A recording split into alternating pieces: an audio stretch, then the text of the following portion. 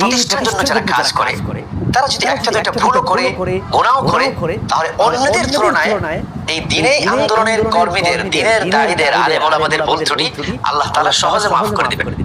এই ঘোষণা আল্লাহ কোরআনুল কারীমে দিয়ে রেখেছেন, ইন্নাল হাসানাত ইউযহিবুনাস সাইয়্যাত, নেকির কাজ বদির কাজকে দূর করে দে, মুছে দে, মিটিয়ে দে। নেকির কাজ করেছেন আপনি 5টা, গুনার কাজ করে ফেলেছেন 5টা, এর বিপরীতে আপনি নেকি 5টা করুন, তাহলে ওই যে নেকি করছেন এটা গুনার কাফারা হয়ে যাবে। এখন একজন দ্বীনের দায়ী, দ্বীনি আন্দোলনের কর্মী, একজন আলেম 90টা ভালো কাজ করে বা ভালো কাজ করেছে, হাসানাত করেছে, তার 10টা সাইয়্যাত, ভুল হইলে ওটা তো গুনার পর্যায়ে পড়বে না যদি অনিচ্ছায় ভুল হয়। আর যদি ইচ্ছা করে তাহলে তো গুনাহ হলো। তো গুনাহ করেছে 10টা, তার তো 90টা ভালো কাজ আছে। সুতরাং আল্লাহ রাব্বুল আলামিন ঘোষণা দিয়ে রেখেছেন ওই যে গুনার কাজ সাইয়্যাত ইউযহিবনা, এগুলোকে মুছিয়ে দিবে কি হাসানাত, নেকির কাজ।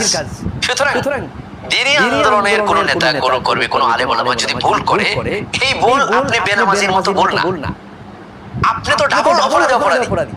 দ্বীন প্রতিষ্ঠা করা আপনার উপর ফরজ ছিল, এই ফরজ দায়িত্ব পালন না করে একটা অপরাধ আপনি করেছেন।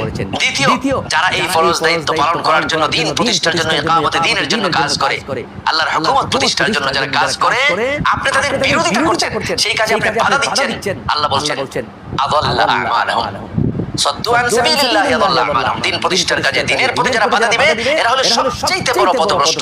সুতরাং দ্বীনের ফরজ দায়িত্ব পালন না করে একটা অপরাধ, আরেকটা অপরাধ দ্বীনি আন্দোলনের, দ্বীনের কাজে, দ্বীন প্রতিষ্ঠার কাজে বাধা দেওয়া, এই ডাবল অপরাধে আপনি অপরাধী। অতএব আপনি দ্বীনি আন্দোলনের কোন নেতার, কোন কর্মীর, কোন আলেমের ভুল নিয়ে আপনি ট্রল করার কিছু নাই, আপনার ডাবল অপরাধে আপনি অপরাধী। আপনার একটা মাত্র সুযোগ এখন আছে, সেটা হলো কি তওবা করে আপনি দ্বীনের প্রতিষ্ঠার কাজে, দ্বীনি আন্দোলনে, দ্বীন প্রতিষ্ঠার কাজে আপনি ফিরে আসবেন, অংশগ্রহণ করবেন। এছাড়া আপনার মুক্তির আর কোনো পথ নেই। কিন্তু দ্বীনি আন্দোলনের লোকদের মুক্তির পথ আল্লাহ তাআলা করে দিয়েছেন।